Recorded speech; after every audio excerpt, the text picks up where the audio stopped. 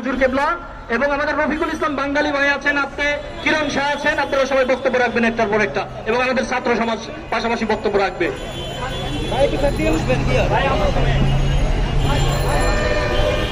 আজকের এই প্রতিবাদ সভায় যারা উপস্থিত হয়েছেন সবার প্রতি আমার সালাম, আসসালামু আলাইকুম রহমতুল্লাহি ওয়া বারাকাতুহু। আজকে ইসলামের মূল, ইসলামের প্রাণ সুফিবাদ, সেই ইসলামের প্রাণ সুফিবাদকে এক শ্রেণীর আলেম নামক জালেমেরা এই বাংলা থেকে বিতাড়িত করার জন্য ওলিয়া আউলিয়াদের মাজারের উপর, ওলিয়া আউলিয়াদের উপর আক্রমণ করে চলেছে। বিভিন্ন ফতোয়ার মাধ্যমে তারা ইসলাম, মূল ইসলামকে এই পৃথিবীর থেকে বিদায় করার মতো পদ্ধতি নিয়েছে।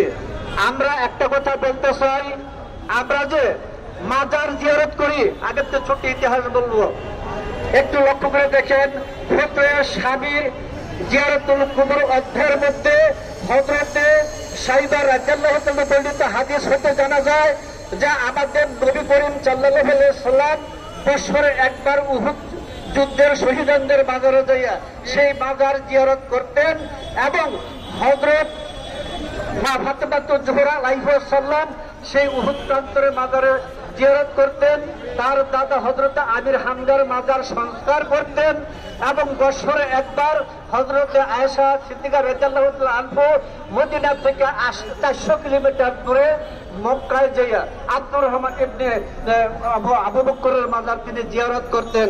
তাহলে আমরা দেখতে পাই নবী করিম সাল্লাল্লাহু আলাইহি ওয়াসাল্লাম ধরে সাহাবা কেরাম এবং তার স্টুডেন্ট পর্যন্ত সেই মাজার জিয়ারত করেছেন। মাজার কি শরীক হয় নাকি বলেন দেখি? দেখেন তারা যে মাজারের চুম্বক হযরতে ফাতেমা রাদিয়াল্লাহু আলাইহা সাল্লাম তিনি যখন রাসূলের রওজায় যাইতেন, তিনি ওই মাজারের মধ্যে কপাল ঠুকাইতেন, 2 গন্ধ লাগাইতেন এবং মাজারে চুম্বন করতেন। এবং হযরতে বিল্লাল রাদিয়াল্লাহু তাআলা আনহু রাসূল চলে যাওয়ার পর তাইফে চলে গেছেন, সেইখান থেকে রাসূলের স্বপ্নাদিষ্ট হইয়া তিনি আবার ফিরে আইসা রাসূল পাক সাল্লাল্লাহু আলাইহি ওয়াসাল্লামের মাজারের মধ্যে চুম্বন করলেন এবং 2 গন্ডল লাগাইলেন এবং কান্না করতেছিলেন। রাসূল পাক সাল্লাল্লাহু আলাইহি ওয়াসাল্লাম থেকে আমরা মাজার জিয়ারতে চুম্বনের পর্যন্ত দলিল আমরা পাই। কথাটা বুঝছেন? কোরআন বলছেন উহুদ যুদ্ধে সাহাবীদের ব্যাপারে, আলা ইন্না আউলিয়া আল্লাহি লা খাউফুন আলাইহিম ইয়াহজানুন ওয়ালা তাকুলু লিমা ইয়াকতুলু ফি সাবিলিল্লাহি আমওয়াত বাল আহইয়াউন ওয়ালাকিন লা তাশউরুন। আল্লাহ পাক উহুদ যুদ্ধের শহীদদের ব্যাপারে নাজিল করছেন, কাফেররা ওই মাজারের মধ্যে যাইয়া শহীদদেরকে বলতেন আপনারা মারা গেছো, তোমরা মারা গেছো, আমরা এখন জীবিত আছি, আল্লাহ পাক আমাদেরকে তোমাদেরকে মৃত্যুবরণ দান করছেন, আমরা এখনো জীবিত আছি, আমরা দুনিয়ার সুখ ভোগ করতে পারতেছি। এই পরিপ্রেক্ষিতে আয়াত নাযিল হয়েছিল ওয়ালা তাকুলু এবং লিমা ইয়াকতুলু ফি সাবিলিল্লাহি আমওয়াত বাল আহইয়াউন। না, তাদেরকে মৃত বলো না যারা আল্লাহর রাস্তা ফি সাবিলিল্লাহি কতল হয়ে গেছে, যদিও তোমরা বুঝো না। যারা আল্লাহর ওলিদেরকে মৃত মনে করে তারা ওই আয়াত অনুসারে আল্লাহর পক্ষে না বিপক্ষে? যারা আল্লাহর ওলিদের মৃত মনে করে ওই আয়াত অনুসারে তারা আল্লাহর বিপক্ষে চলে গেলেন, তারা বলছেন মৃত আর আল্লাহ বলছেন তারা জীবিত। কাজে আল্লাহর আয়াতে বিরোধিতা গেলে তারা মুসলমান থাকে কিনা? যেহেতু আয়াতটা নাযিল হয়েছে কাফেরের জন্য, কাজেই এই আয়াতটা যদি কোনো মুসলমানের ক্ষেত্রে ব্যবহার করে সে হবে কাফের।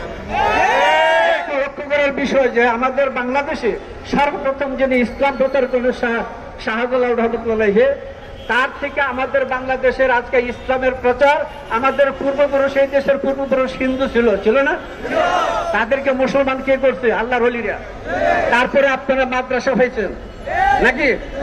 এই মাদ্রাসার শিক্ষা আপনাদের পূর্বপুরুষ কোন ওলি আল্লাহর কাছে বায়াত হয়ে গেছেন, আর আজকে আপনারা সেই এজিদের মতবাদ, ইবনে তাইমিয়ার মতবাদ, সেই আব্দুল ওয়াহাব নজরীর মতবাদ গ্রহণ করছেন ওলিদের পথ ছেড়ে দিয়া। আপনারা তো মুসলমানের মধ্যেই নাই কেন? একটু লক্ষ্য করবেন যে সেইখান থেকে এই যে ওয়াহাবীদের মতবাদটা চলে এসেছে। আজকে আপনারা মাজার ভাঙতে যান, তাহলে ইবনে তাইমিয়ার মাজারটা ভাঙেন। ইবনে তাইমিয়ার মাজারটা ইবনে তাইমিয়া যার ফতোয়ার কারণে রাসূল পাক সাল্লাল্লাহু আলাইহি ওয়াসাল্লাম বংশধরদের সাহাবীদের মাজার ভেঙে ঘুরে ঘুরে দেওয়া হয়েছিল 1801-2 সালে, কথা বুঝছেন? তাহলে আপনি সে ইবনে তাইমিয়ার মাজারটা ধ্বংস করে দেখেন। আপনি তো উস্তাদ ইবনে তাইমিয়া, যার করতে সমস্ত মাজার ভাঙা হয়েছিল, তার মাজারটা কিন্তু শ্বেত পাথরে বাঁধা। কাজে আমাদের এই বাংলাদেশের মধ্যে জঙ্গিবাদের স্থান নাই।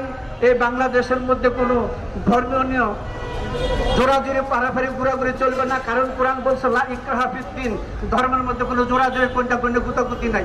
কাজেই আমাদের এই বাংলাদেশের মধ্যে আমরা যারা আছে ওলি আল্লাহর পক্ষে, ওলি আল্লাহর দলে, ওলিয়ার কাছে মুরিদ হয়ে গেছি আমরা সবাই যেন সে আল্লাহর অলিদের পথে থাকতে পারি, আল্লাহর অলিদের পথে থেকে ধর্মকে আমরা গ্রহণ করতে পারি, আল্লাহ রাসূলের পথে চলতে পারি, সেটাই আমাদের শেষ কথা উপদেশ। আমরা আমাদের বর্তমান সরকার উপদেষ্টা এবং সরকার প্রধানের কাছে আমাদের একটা বক্তব্য, একটা অনুরোধ যে আপনারা প্রকাশ্যভাবে স্পষ্টভাবে একটা প্রজ্ঞাপন জারি করবেন আল্লাহর অলিদের মাজার ব্যাপারে এবং তাদের দরবার খানকার ব্যাপারে।